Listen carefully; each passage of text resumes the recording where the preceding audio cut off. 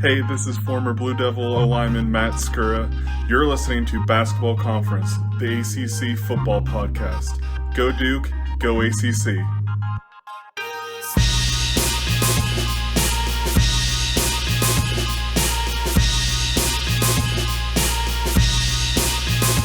Ladies and gentlemen, boys and girls, welcome back to Basketball Conference, the ACC football podcast. My name's Joey Weaver. He's Mike McDaniel. Mike, we promised the people we're going to recap some seasons. What do you think? Should we start that right here, right now? Yeah, the first one we're recapping is a team that, intelligently, of course, in the preseason I picked to be the dark horse to win the ACC. So I'm really glad I did that. It went okay. It went, that went exactly how I thought. Jim Hammett is on, PantherLayer.com, friend of the program. He joins us, obviously, to preview the season. He's here, of course, now to recap the season, and he's giving us 30 minutes on National Signing Day, which we're really thankful for. So, Jim, what's going on, man? Thanks for coming on. Yeah, if I look tired, it's like because I've been up since 6, like staring at my computer. So, it's been one of those days, but it's kind of how it goes in December. You are an absolute saint for giving us your time on a day like today. So thank you for that, Jim. Jim, of course, of PantherLayer.com on the Rivals Network, covering all things Pittsburgh and the Panthers. And Jim, the reason that we're talking to you first or early here as bowl season really hadn't even kicked off yet for the ACC as we do this. Things did not go as planned for Pittsburgh this year. A 3-9 finish, really struggled, especially down the stretch. I know that, again, they've made some changes already internally. We'll get to that, but just from looking back on the season, is there a moment? When was the first time that you really started to consider, this does not look good, or this isn't going to end well for the Panthers this year? I think it took about by the second game. I think in the Cincinnati game, whenever they were just struggling to move the ball on offense, and you were kind of waiting for Phil Jakovic to turn it on, but it was pretty clear he was never going to turn it on. So I think right then and there was some pause. And I think even going back, if we were to go back and watch our preseason preview, it was like, yeah, they have a lot of things in place, but there's this quarterback we don't know about, and he might not work out, and he's been injured a lot. And that's exactly what happened. I mean, he never really bounced back from that one good year at Boston College. And the guy that played for Boston College in 2022 is the guy that played for Pitt in 2023. So, I mean, there was a lot of failures with this team, but I think a lot of it kind of starts, and, most of it really could be attributed to the quarterback and the offensive coordinator. We always ask you in the preseason, and actually we ironically didn't even have to ask you in our preseason pod this year, about Pat Narduzzi in terms of how the fan base views him and all that stuff. Because Narduzzi just, he's a couple years removed now from an ACC title, obviously in good standing with the school and the fan base. And then this 3-9 season kind of comes a little bit out of nowhere. I think, looking at, the team coming into the year, I think our expectation was that even if things didn't go well, I'm not sure we thought that maybe 3-9 would be as bad as Pitt would finish. So how is the fan base viewing Narduzzi? And I think this is a good question to ask today with National Signing Day, obviously, in full swing. How's the fan base viewing Narduzzi in the wake of the 3-9 season, and then making the change at offensive coordinator, and now, with the signing class that he's in large part inking today?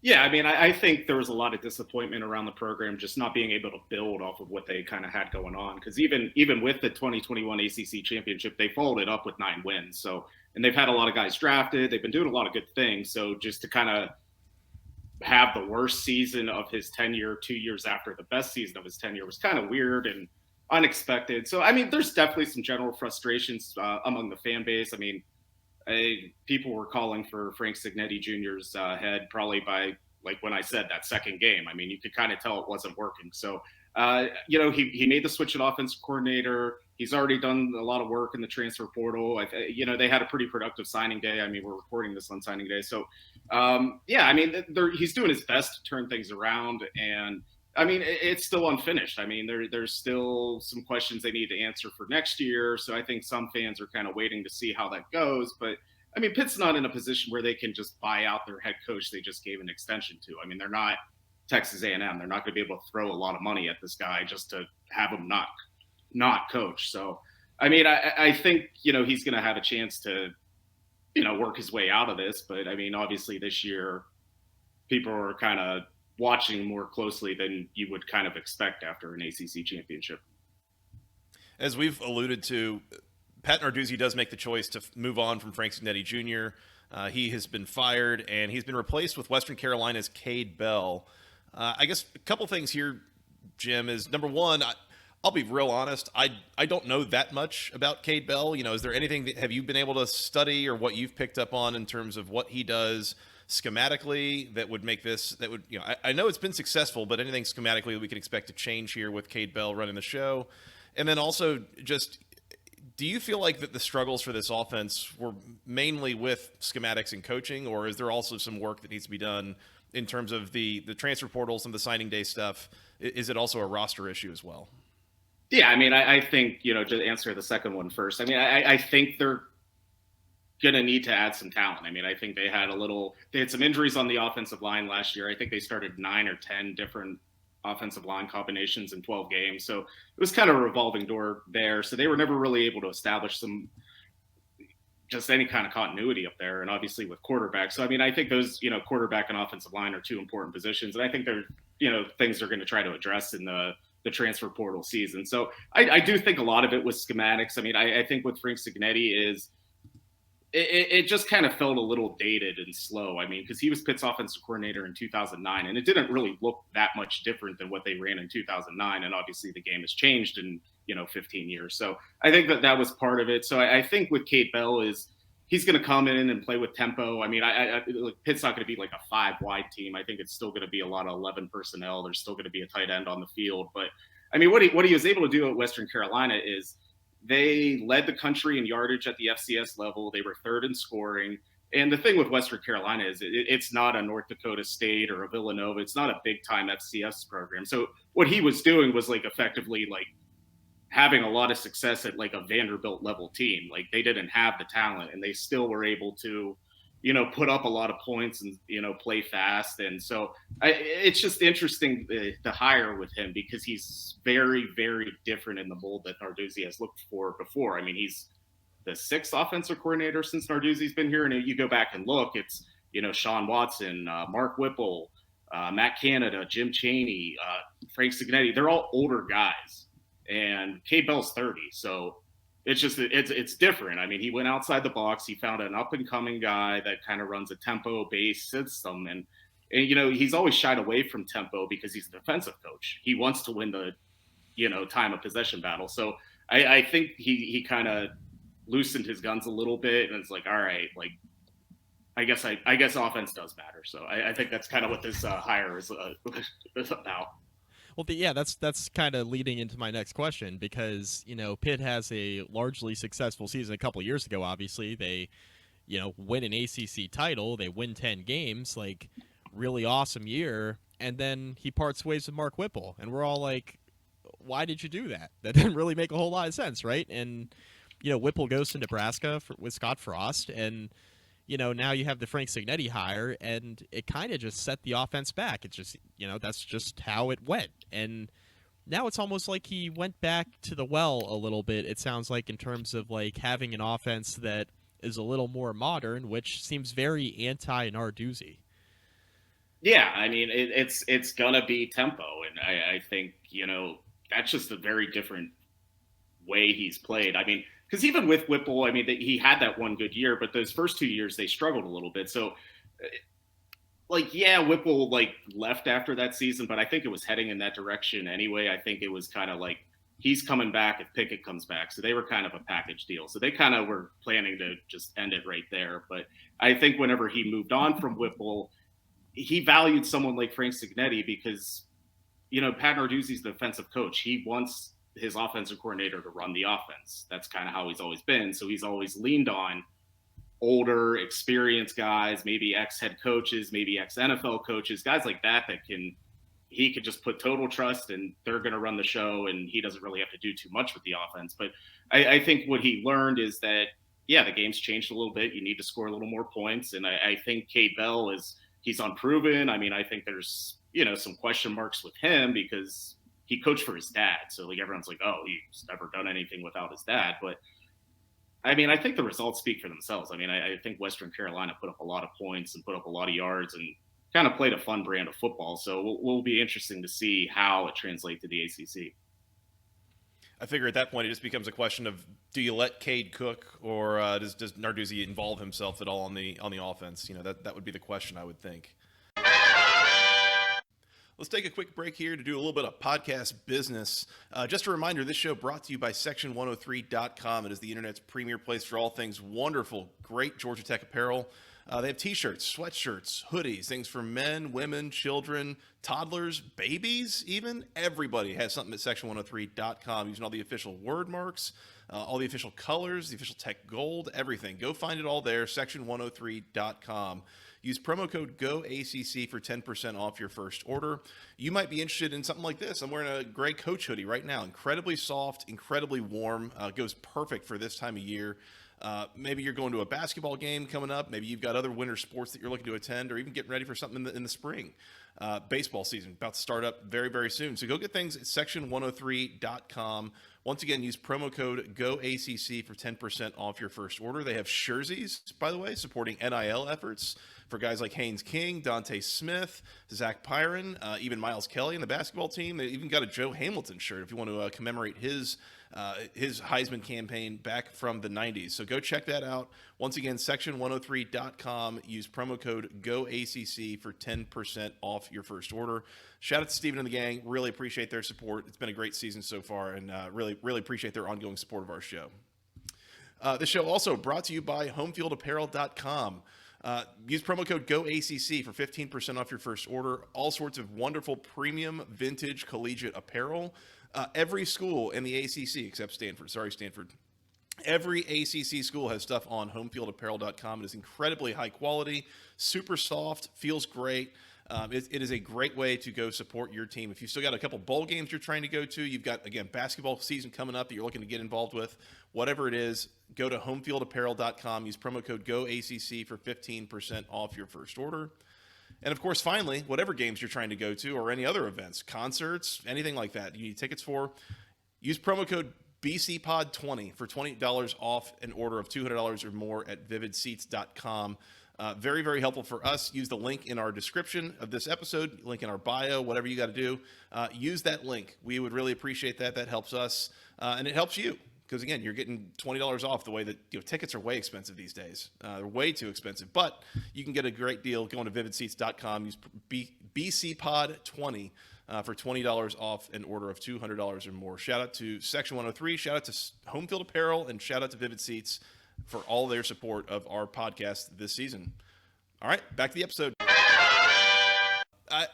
One of the things I wanted to ask you about, Jim, something else that really stuck out to me about this Pittsburgh season was on defense. And just in general, this felt like one of the it was a pretty good step back on defense from what we've gotten used to under Pat Narduzzi, really the last several years. Offense, passing defense, rushing defense, like this team struggled to rush the quarterback. It was much more of a middle of the pack or less in the ACC defense as compared to recent years.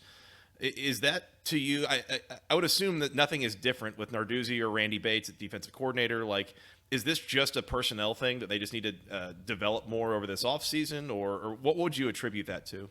I mean, I think part of it was they lost all their really good defensive players from the year before, and I think we kind of maybe overlooked how much of an impact that would make. I mean, when you lose Kalijah Cansey, the best player in the conference, when you lose Servassier Dennis, both safeties got drafted in the NFL, so their four guys right up the middle were gone, and I think they felt that a lot. And so they didn't have that same usual pass rush. I mean, they were still pretty good, but the one area that concerned me from watching them was they weren't very good against the run, and that's usually one of their strengths. I mean, you don't run on Pitt like that, and there was a couple times where they gave up a lot of yardage. So I think part of it was just it was more of a transition year than they maybe realized.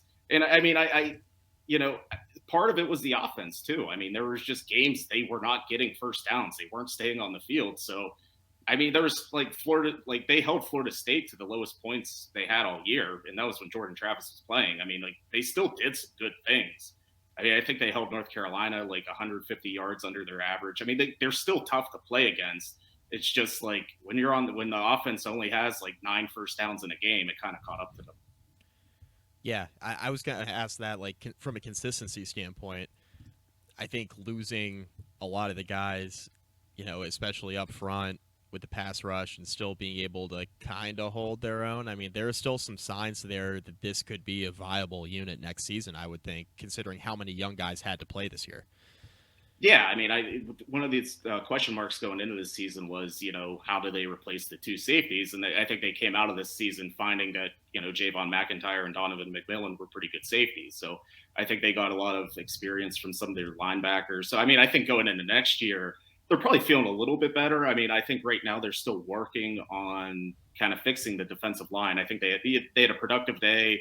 Recruiting wise, and they've already grabbed a couple of guys from the portal, but they lost a couple guys from the portal too. So, I mean, it's give or take. I think that's just everyone in college football right now.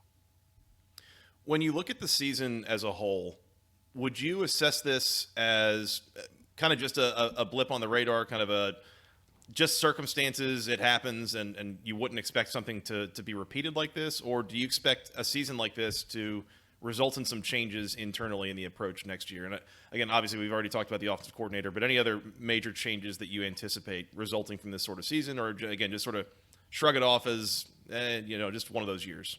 I mean, I think it's a little bit one of those years. I mean, it was Pitt's worst season since 1998. So, I mean, it's like they're never like consistently like a 9-10 win team, but they never really fall below 6-6. So it was kind of a weird thing to see. And so, I mean, I think there's an opportunity where they can kind of turn things around next year. I mean, Cade Bell's arrival is a big deal. And I think there might be a couple more coaching changes. I think, right now, this time of year, coaches kind of wait until signing day. They want to get their guys signed and, maybe some assistant coaches move on. So, I mean, I don't think their off season's quite over yet.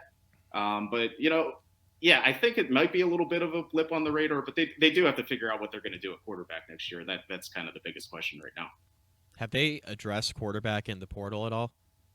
They have not. I think they've reached out to a couple guys. I think they have their eye on some guys that might not be in the portal yet. But right now, I mean, they ended the year with Nate Yarnell. They started 3 different quarterbacks last year, and it ended up being that Yarnell, the third string, ended up playing the best out of the 3. So I think there's some level of confidence. They could go into next year and probably win some games with him. I think even Christian Veilleux had some moments last year. I mean, he led the team to the win over Louisville. He has some talent. He's a former 4-star guy himself. So I think they could go in with those 2 guys, but I think they would really like a third to maybe either come in and be the starter or at least push those 2 guys. I was going to say, looking at the guys who've already committed to Pittsburgh out of the transfer portal, it is by and large defensive linemen and linebackers, which that tracks. Yeah, I mean, they lost, DeAndre Jewell is a guy that they were probably going to start next year at defensive tackle, and Sam Lokanlola, one of their promising young defensive ends. So, I think whenever those 2 things happen, it was like, oh, okay, we got to get on this. So, yeah, I mean, they really addressed defensive line in the portal already. I think 3 of their 4 best recruits are, 4-star defensive linemen. So I think that's kind of a matter of, the pass rush was down this year, but like they're kind of building it back up. In your eyes, or in the eyes of the fan base, does having Stanford, SMU, and Cal kind of worked in on the schedule, is that good for Pittsburgh, net neutral, or is it a negative?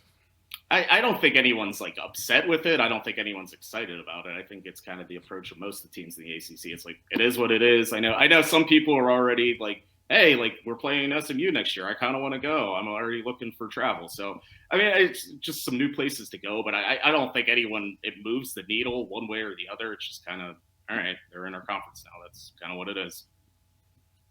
Expectations next season, I would assume making a bowl game, right? Getting back to at least a 6-win level. Is that going to be enough for fans after his 3-win year, do you think? I mean, we're projecting a little bit, but, it's early in the offseason, right? But, how is this fan base, you think, going to view things if it is just like a 6-6, back to kind of like a bellwether? Yeah, I mean, I think what people want to see from Pitt next year is obviously, improved record, but they want to see the offense flip. So, I mean, I think there could be some understanding if they go 6-6, but the offense looks better and there's some young guys and there's a core in place. But, yeah, I mean, I think they can get back to that 7-8 win where they kind of usually are next year. I mean, I think the schedule kind of sets up nicely for them. I mean, I think a big one is, West Virginia. I mean, I didn't expect Pitt to lose to West Virginia this year. I didn't think West Virginia was all that great this year, and to lose to them was kind of a disappointing game for Pitt. So I mean, I think I don't know if it's like Pitt and West Virginia view that game the same way Michigan, Ohio State does, like where it's like you have to win this game or else. But I mean, I think that's a big game for Pat Narduzzi. It's probably going to be a big game for Neil Brown too. So I mean, I think that's beat West Virginia, show some signs on offense, get back to a bowl game. I think everyone would kind of feel a lot better about all those things. And I don't know off the top of my head, how long is that West Virginia series scheduled for at this point? I think they play the next 2 years. Then there's a little gap. West Virginia is going to play Alabama, like a home and home. I think Nick Saban wanted to get a game in West Virginia before he retires. Then we'll see if he makes it that far. Yeah. Then so I think there's a little bit like a 2 or 3 year gap, and I think they're pretty much going to resume it and play it annually after that. Got it. Mike, I think that's all I got for Jim. Anything else while we got him here? That's all I got too. Productive. We appreciate it, Jim. Right to the point. Highly efficient. Yeah. Crisp. Extremely. Thank you, Jim. Thanks, Jim, guys. do you want to tell the people real quick where they can go find your stuff? Yeah, you can follow me on Twitter at Jim Hammett. That's with 2 M's and 2 T's. And all of our work is at pantherlayer.com, panther-layer.com, pittsburgh.rivals.com. It's a busy day. It's always a busy day on the Panther Layer network. So come check us out. Absolutely. As you can tell here, Jim very well versed in not only the Pitt football program, but also all the the pulse of the fans and everything else. So go give him a follow there on Twitter at Jim Hammett, or certainly go subscribe to Panther Layer. Efficient on National Signing Day. What more can we ask for? Jim, appreciate it, man. Thanks, Jim. Guys. All right, Mike, let's get out of here. Let's go recap some more teams. In the meantime, they can follow us on Twitter at FTRSJoey, at Mike McDaniel SI, at BC Podcast ACC. And once again, go follow Jim Hammett at Jim Hammett, all one word on Twitter. You can find us on iTunes, Amazon, all those good places you go find your podcasts. Hit the subscribe button. We'd appreciate that. We're on YouTube, youtube.com/@the-ACC Football Podcast. Hit the subscribe button, hit the bell icon. We would appreciate that. We will keep you entertained throughout the offseason. Mike, where else on the social medias? Facebook.com/basketball conference rate review. Find all of our podcasts there. Instagram at BC Podcast ACC. Shout out to our sponsors, Home Field Section 103 and Vivid Seats. Absolutely. Mike, anything else? That's it. I think we're good. We'll talk soon. Jim, thanks one more time. Really appreciate your time here. Yep. Thanks, guys. All right. Until next time, for Mr. Mike McDaniel and for Mr. Jim Hammett, I am Joey Weaver. Thank you all so much for listening. We will talk to you again very, very soon. Until then, go ACC.